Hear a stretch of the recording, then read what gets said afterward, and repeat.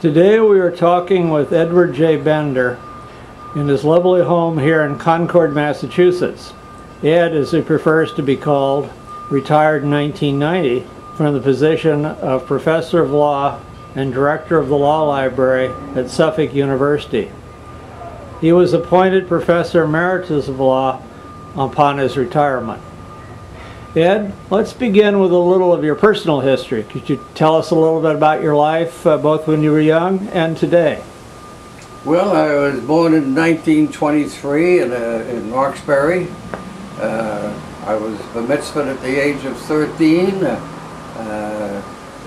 I went into service for 3 years aboard a destroyer escort.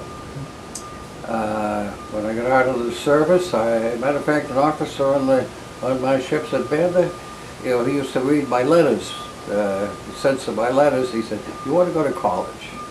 And so I applied to BU when I got out, and I decided to take it. They had an advanced area where you could, your fourth year of liberal arts would be your first year of law school. And I managed to do that in about 5 years, and I got my law degree. And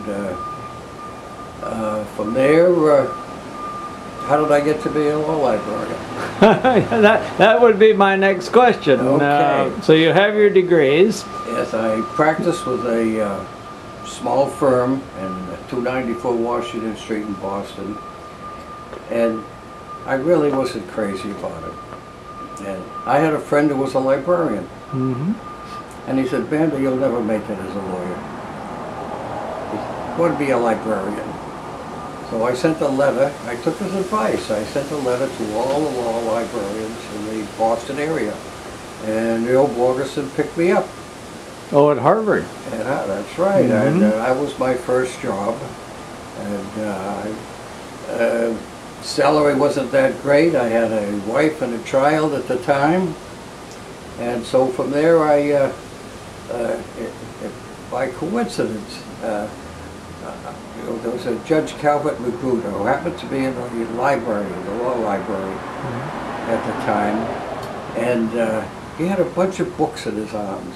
And I said, "Sorry, you can't leave the library with those books." And he said, "I'm Calvert Magruder." That was it. Calvert, you could take them all. It turned out he was the judge of the First Circuit. And the next thing I know, I was called up by the First Circuit and asked if I'd like to be their librarian.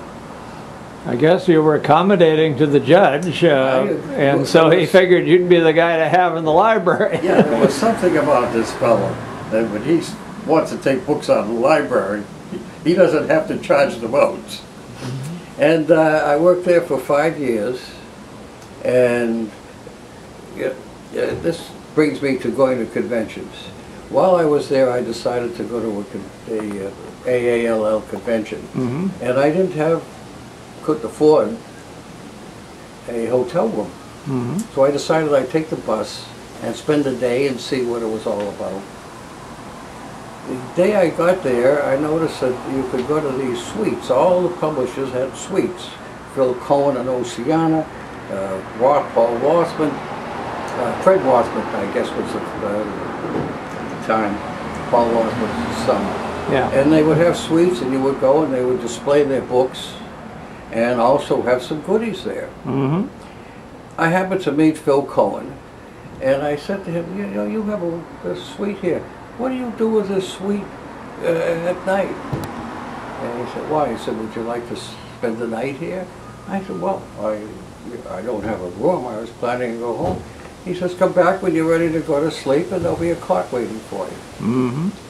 I don't know what time it was when I got back. It was like the YMCA. There had to be 10 or 12 librarians in that room when I got back there. And I don't mean poor librarians, celebrities, I won't mention any names, who took advantage of Phil Cohen's YMCA opportunity. So I stayed for the whole convention, and I enjoyed it very much.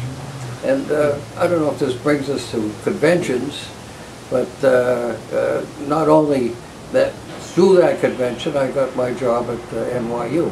Okay. The way I've been told I got the job at NYU was that, of course, I met Phil Cohen, and at that time, Phil Cohen sometimes himself would go make the rounds to sell books, and I'm not sure if it was Phil, but at any rate, what Phil told me was he came to the library when I was at the U.S. Court of Appeals, and at that time, Julius Mark was looking for an assistant. And he called me up, and I recall going to New York. I believe I went to New York for an interview, and I was hired pretty much on the spot. So I give credit to going to conventions where you network without realizing it. You're always networking and meeting people. And so not only were conventions entertaining and worthwhile, but it led to other things. You know, you'd meet all the celebrities. You know, I think we mentioned that we have a Hall of Fame. I looked at the list of people in the Hall of Fame, and I knew most of the founding fathers of this organization. You know, Miles Price, some very important women at that time, a lot of them at Columbia. And they were all very helpful, and I ended up being on some of the committees and making presentations at conventions. Through that, I was asked to edit the Law Library Journal. I did that for a couple of years. It was very exhilarating, not only that, but from visiting places, San Antonio, Seattle, Mackinac Islands. Through the association, I got to go to Israel, China, London. It was, to me, a remarkable experience that I've had at the convention, besides having a great time. Let me sort of regress a little bit and explain for our viewers that we're hearing some background noises because actually we're shooting this interview back here on your porch at the back of the house. And we get an occasional nearby noise, and they just need to understand there's a little wind from time to time, and but it's sort of part of the ambience of here in Concord where you live. And it's really a nice setting. We're shooting with a little of your backyard behind us, and some of the trees show a little bit of the house as well. So with that explanation, you know, why don't we continue now? You were active. You got your first job at the library at Harvard Law School in about 1954. So we're talking about the 50s into the 60s, I guess, when a lot of this was going on. That's right. As you say, you met a lot of the really more early people in the profession who predate me. I came into the profession in the late 60s. Yeah. And of course, Morris Cohen, Mirsky. An interesting anecdote about Mirsky is he was at Yale at the time, and he was the president of the New England Law Librarians. Yeah, he was the assistant librarian at Yale, I remember, early in his career. This is going to bring us to the state of Washington in about 2 seconds. Okay. And what happened was he had arranged this meeting, I believe it was in Swampscott, not only of law librarians, but all librarians in New England. And I believe it was in Swampscott, this big, enormous structure right on the ocean. And I would say a week or 10 days before the New England Law Librarians were to meet, Roy Mirsky called me up and said, "I'm leaving. I'm taking a job in Olympia, Washington. You're in charge." The first I heard of it, he sends me the list. Fred Rodell was to be the main speaker. I call up Fred Rodell. He said something to the effect, well, if Mirsky isn't going to be there, I'm not going to be there. Well, I knew Fred Rodell wrote humor stuff for Monocle, and I sent him a poem, What the Hell, Fred Rodell? And then he agreed to come. The rest of the experience, in my novel, The Hidden History of Essex Law School, I expanded on what it took me to get Fred Rodell to that hotel. He was quite a character. And the irony of the situation was, I'm the president now who's organized the meeting. By the time I got Fred Rodell to the dais, there was no room for me to sit down. I had to go to the back of the auditorium to find a seat and watch these proceedings that I was supposed to be presiding over. So old Roy Mirsky set this thing up. Then he took the job at the Washington State Law Library in Olympia, Washington, and moved out there about the time you were having to fill in for it. Yeah, that was quite an experience. Well, Roy and I would meet up every so often. At one point, when he was in Texas, there was I believe there was a convention, a law library convention near Texas. Maybe it was Dallas near Austin. Or even Houston. Houston. Yeah, there was one in Houston one year. And Roy said, why don't you come and give a talk? And about 5 or 6 of us rented a wrecker car. It was some kind of a, in other words, these weren't new cars, and as I recall, it broke down, but one of the guys could fix the car. We finally made it. And I gave a talk at Roy Mirsky had some kind of a gathering. And I recall it was something about culture and law. And his assistant put out a book on it, which included my lecture.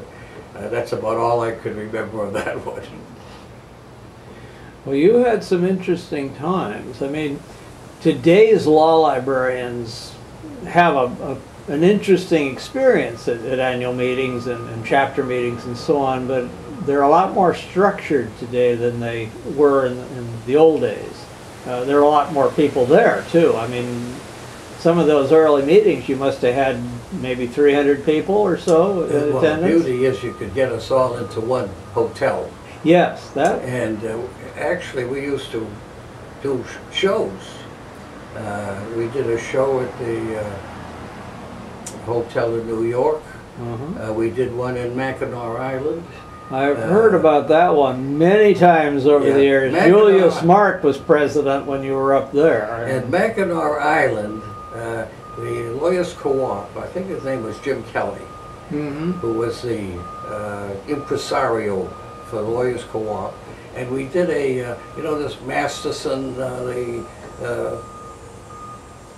corral business. The Bat Masterson, was sort of a Western we thing. We did a Bat Masterson Western. Yeah, it was on TV at that time. And we had a bar on the stage while we're doing it, and Jim Kelly provided real liquor at the bar. By the time we were through, I recall I had these 6 guns, but instead of having them on my thighs, I had them inside my thighs. I hope they weren't loaded. Well, I'm still here. That's no, true. The guns weren't loaded, but everything else was. I remember stories from that era, even though I came along a little bit after it. That particular convention, I heard from some of the older colleagues about how much fun that had been. And so one time I got the Law Library Journal off the shelf and actually read the proceedings, and I could see that you guys had a pretty good time. You know, I can talk to you conventions, Matthew Bender, we should bring in Matthew Bender, because every year, I was a Matthew Bender scholar. And I was a scholar the year it went to Colorado Springs at the Broadmoor Hotel. Okay. And I don't know, $150 isn't going to go very far to get you to the Broadmoor. So I was looking for someone who may be riding. And sure enough, it was George Strait. Found out that George Strait, who I believe worked in the library in Worcester at the time. Mm-hmm. And I got in touch with George, and I said, I understand you're driving to the convention and they would like someone to share expenses. He said, yeah. And we drove to, I should say we drove, he drove. I'm not a fast driver. Mm-hmm. After about 15 minutes of watching me drive, he said, Mander, he said, pull over. I think we went to Iowa in about 10 minutes. It takes a while to get to Colorado from here in New England, and I guess he figured it'd take a lot less time if he was driving. He had that car going 100 miles an hour. Yeah. And that was, I think the Broadmoor is the best convention hotel I've ever been into. Mm-hmm. It had everything. It had, you could water ski, you could golf, it had a great bar. Just a very enjoyable place to be. I've been there. I think we may have had 2 conventions there. Mm.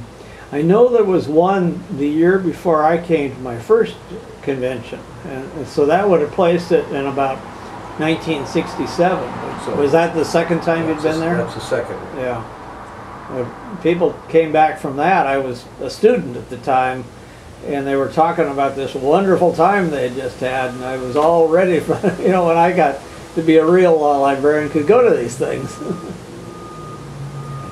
San Antonio was also another wonderful spot for conventions.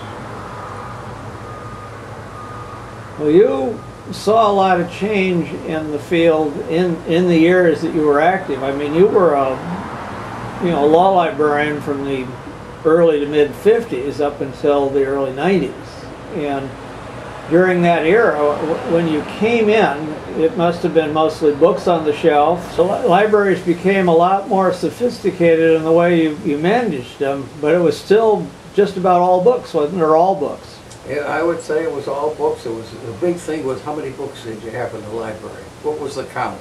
So I remember that during my whole career. I mean, it's just recently that the academic libraries have decided to de-emphasize that, or at least the ABA has finally agreed to let us. I should mention, when I took the job at Suffolk Law School, the dean said he wants to have, I forget the count, let's say 200,000 books. And how do you get 200,000 books in there? If you've got 150, what do you do to get 50,000 books? What I did was I looked into microfiche. For instance, we didn't have any of the volumes prior to the National Reporter System. At that time, the Law Library Microfilm Consortium was starting. I can't remember the name of the fellow who started. Jerry DuPont. Jerry started DuPont. that over in Hawaii. And I was one of the people who got the school to put up a substantial amount of money to get him going, with the understanding that it would only cost us, let's say, $1 a book. I satisfied the dean's requirement very quickly. But the benefit from that was Jerry DuPont, because of my initial interest in it, made me a director of the Law Library Microfilm Consortium. So for 6 years, I went to Honolulu to at a director's meeting. So that turned out to be... That must have been a very difficult trip for you. I'll bet you weren't sharing a ride with George Strait or anybody else in those days. And Jerry was a very good host. We had a great time there. We over the New Year's period. And Hawaii is it's very interesting, the geographic differences between being on the beach and being on the other side of the mountain. So it would take us to various places. They were great trips. I really enjoyed them. And the people that were directors were also very interesting people. So we'd go into Honolulu, we'd go to various hotels. I used to love having breakfast at different hotels in Hawaii. I love the fresh food, the fresh fruit, and the scenery. It's just a gorgeous place. And the weather. I think the best weather I've ever experienced was in Hawaii. And of course, I'd been there while I was in the service, and the difference between Hawaii when I went as a librarian and when I went as a sailor, there was nothing there. There was just the Royal Hawaiian Hotel and I think the Mauna Loa.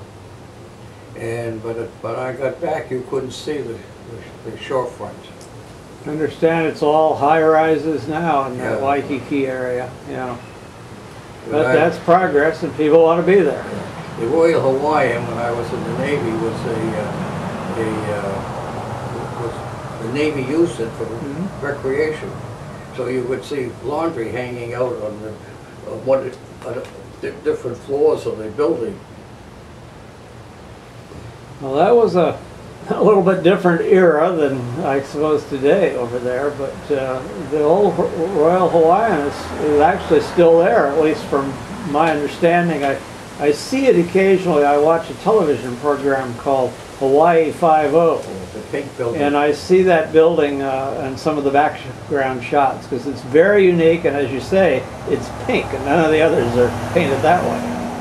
So it's right there. One of the nicest places on the entire beach, I understand, is right in front of that hotel. Beautiful area. Now you have done some interesting things besides, you know, being a regular law librarian, like so many of us, managing libraries and organizing them and so on. You've been a writer as well, but you've written some interesting titles, and I'd like to sort of talk a little bit about perhaps a few of those, if that'd be all right. At one point, you wrote a thing called Mr. Dooley and the Choice of Law, back about in the early 60s. Then you did Justice Holmes' Ex Cathedra a few years later. Now, the Justice Holmes sounds a little more traditional, but could you talk about some of those writings? Sure. And most particular, the one that I really have enjoyed reading, and that is The Hidden History of the Essex Law School, which you actually did just a few years ago. You want to talk a little bit about some of those activities? Sure. And Mr. Dooley was you might say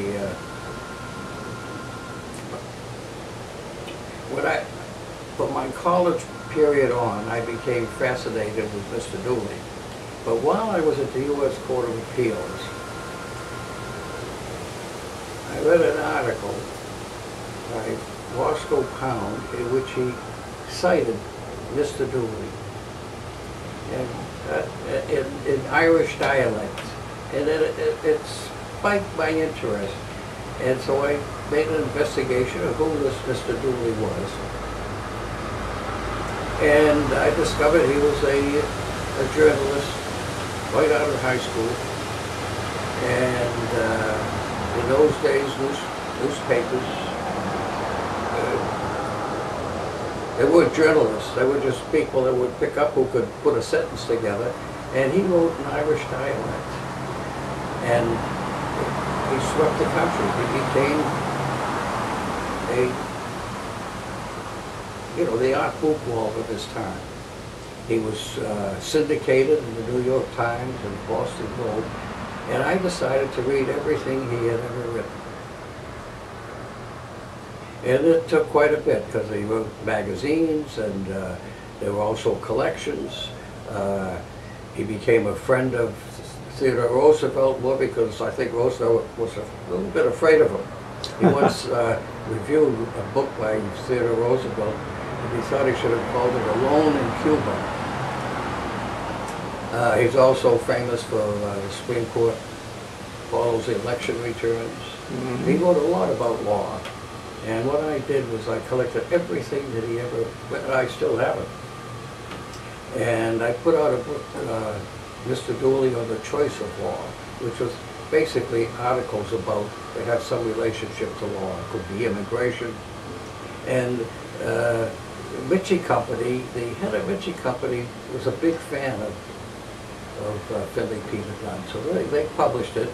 And then I said I'd like to do a biography of him. I won't go into some of the background of this, but I did the biography, and they published it and became a Lawyers Literary Club selection. And I enjoyed a little notoriety with it because the journal, what is it, the American Bar Association journal, had a fellow who, O'Keefe, he must have commented on the book 5 or 6 times in the American Bar Association Journal. We carried on a conversation. As a matter of fact, I had a conversation with some of Finley Peter Dunn's sons. So that's my great accomplishment. I really enjoyed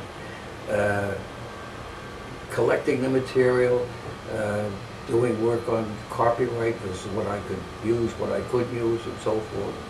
The Holmes book was, actually the Holmes book started with, I collected anecdotes about Holmes, because an article by Felix Frankfurter said he was doing it. Well, he passed away and he hadn't done it, so I decided I would undertake that project. So I mentioned this to Mitchie, that I had collected all these anecdotes from various books. I'm trying to think of some of the names of the famous people who knew Holmes. And I had about 45 or 50, and as a matter of fact, they were published in I think the Villanova Law Review. And then I said to Mitchie, I'd like to do a book, but he said, there's not enough with the anecdotes. And I said, well, what I'd like to do is collect things that Holmes said in his opinions that were literature, not law. They're beautiful phrases that he used in many of his opinions. And that turned out to be enough for a book. And I saw the Holmes, actually I did a book on Shakespeare, and that came out of an exhibit I did at NYU Law School. What I did was I took a lot of, while I was on the A train going to work every morning, I had a set of Shakespeare, and I read all of the works of Shakespeare, and I noticed some of his phrases had a relationship to law. Not necessarily that he was referring to law, but if you put a caption on it, you could get some legal significance on it. And I put that exhibit up, and the guy from the New York Times came to the library and wrote a whole column on it. I tried to get a book published at the time with it, but nobody was interested. But some years later, while I was at Suffolk, I happened to review a book put out by the Catbird Press, and the editor wrote me a letter thanking me, and we corresponded. And he came to Boston once and invited Timber and I to dinner. And while we're talking, I mentioned this, and he said, "Why don't you send it to me?" And that's how that Shakespeare book came about. What I did was I took all of the Shakespeare titles and put them into Lexis of all cases, and found out how judges use Shakespeare. And that's how I got a lot of my captions. I would put the caption and then I would cite the case. So that's how, we get interested.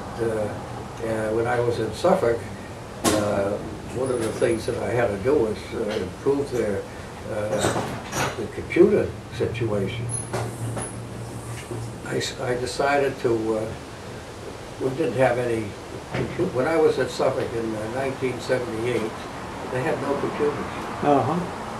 And they did have an IBM machine with, I think it was punch cards or something, but I talked the school into giving me some money, and we bought 10 very cheap PCs, and I recall getting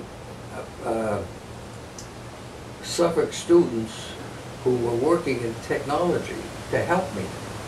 And we managed to get these 10 computers tied into 2 printers, and I made students bring in their own paper. I wasn't going to have that library messed up with paper. They had to bring their own paper in. Maybe that would put a limit on how much they printed, a little more than some of them. The interesting thing about setting up that computer lab, and by the way, I had to use my own office to set it up. The only place that I could set that up was my office. So I moved out of my office and I moved into what was a book closet. That's how interested I was in getting these computers. And I was going to make a big announcement in the school paper. Never had to. as soon as they were set up, the students just marched right in and used them. They were way ahead of us in technology. And I had to give the dean and credit. They said, here's the money. If it works, fine. If it doesn't work, we've got to get rid of you. Well, in those days, computers cost several $1,000s, even the kind that we would use in a computer lab. Today, of course, a few $100s and you can get one. The computers that I bought, were about $1,000 a piece. Well, those would be pretty low down then in terms of price, because we were paying, like $3,000 and $4,000. These weren't connected to the internet. Okay. These were just to go in and do some work. Yeah. Once I had them set up, the school was sucked in. Uh-huh. And so anything I said was fine. So the next thing I said was, I'm not a technician. I don't know how to run these computers. We have to hire someone to take care of these computers and decide what the next step is going to be, because it's not me. And they went right along with it. So next thing, now, of course, if you're going to Suffolk, there's an entire room. I might also add, before I set those computers up, I visited a lot of libraries to see how they did it. And I decided it had to be in the library. I won't mention schools, but some schools had them outside the library, which meant additional personnel, less hours. So I realized, matter of fact, I think the system I borrowed was from Simmons College, which was a library school. And I thought they had the best setup, and that's the one that I used as an example for myself. It had to be in the library, because that's where you had control, you had the number of hours that they could be used, and so forth. Well, I know our first computer lab was also in the library for the same reason, but we, pretty much the same reasons, but the students flocked to it. I mean, we had to figure out how to get them so that different students could use them. They wouldn't just have one or two monopolizing most of the machines. But we worked all that out. Yeah. Now, we also went from there, of course, and we had Lexus when I got to Suffolk, but we really weren't doing a lot with it, and I had a very good staff. I remember Janet Katz. At 90 years old, I have a few memory lapses, and Janet said, "You're a busy man. We can handle this." She was much better at it than I was, and so we would have students sign up as to how to use Lexus and Westlaw, and they would handle it from there. So they would very nicely take things out of my hands so that a better job could be done. Well, that all sounds like you had sort of an interesting time when you were involved in our profession. Perhaps now, though, as we sort of near the end of our conversation, it's sort of customary to ask if there's anything that we haven't discussed that you would like to bring up.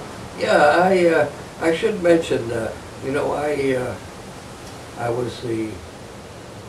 did the Law Library Journal for a couple of years, but I also would cover the conventions for the Library Journal.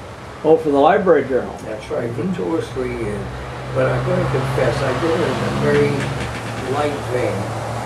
So I try to inject some humor into it, and I'm going to tell you a little anecdote.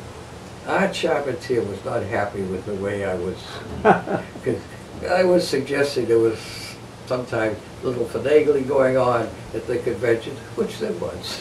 And I imagine, knowing Art Charpentier, he was involved in some of that finagling. Charpentier, not to his face, but to me, he was sort of a preacher type. As a matter of fact, he gave a beautiful address when Joe Andrews passed away. Oh, yeah. Very touching. But he sent a letter to the administration saying he wasn't happy with my breakdowns of the conventions. And that was the end of my doing it for the Library Journal, which I didn't mind. I mean, I accepted his criticism. Well, Art was a major leader in our field and in the association. He was the president for a while, but even after that, his influence, I saw it time and again. He was somebody that, you know, everyone kind of respected. That's right. He was Association of the Bar, New York City. Yeah, As and a matter of and later fact, Yale. I'll tell you how far back I go with Art Charpentier. When I was at Boston University, he was a law librarian. Oh, at Boston U? At Boston University. And he went from there to the Association of the Bar.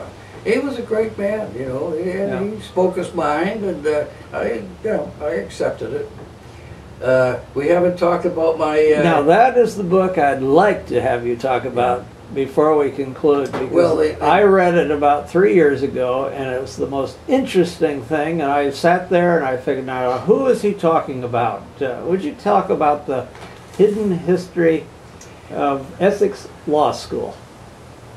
Well, I've always wanted to write. You know, I wrote short stories in college, and I got published quite a bit while I was a librarian, and in various publications, including the Law Library Journal, American Bar Association Journal. And when I retired, I decided I'd like to write a history book, a novel. And I used to go up to Maine every summer. And we had a beautiful place right on the ocean, up in Mount Desert Island. And at night, I had a little desk facing the ocean, and I would sit at my computer and type away. What I would do was take an anecdote in my life and turn it into, well, what actually, it's, I call him Tom Jones. So it's based really on how my reading of Tom Jones, Fielding's Tom Jones. Sort of somebody going through life and what happens to him and how little control you have over your life. And in it I put in incidents that, you know, I had someone accuse me of taking him as an example. And I said to him, I said, John, I said, if I took you as an example, it would have been a very dull book. I think he was the one you had mentioned earlier that asked you for a list of all the faculty members' names that you were writing about. That's so he right. basically could know who was who. Yeah, that's right. My reply to him was if I just did profiles of people that I knew, it would be a very dull book. Yeah. Most of the characters in my book, they're all mine. Mm-hmm. But sometimes, obviously, you take things from life. Yeah. You know, when you read books by Philip Roth or Charles Dickens wrote about his father, but Micawber was certainly not his father, but he based on what went through his father's life, bankruptcy court and whatnot. I took people and turned them into characters. Sometimes I would take characteristics of two people and turn them into one person. And there were things that either happened to me or happened to someone else, or I took them from fiction. And I spent 3 or 4 years trying to write a novel. And it was about as enjoyable an experience, but we're talking, I would say 3 or 4 years anyways. And a lot of it is left out, because once you start working a plot, some things don't fit in, so you have to leave them out. So if you went to my computer and looked at the various chapters that I have, you'd see I haven't used this, I haven't used that. And it was you might say a diversion in my life, but it was, I had fun with it. I used to read chapters to Tema, and sometimes we'd have visitors come and I'd read a chapter to them.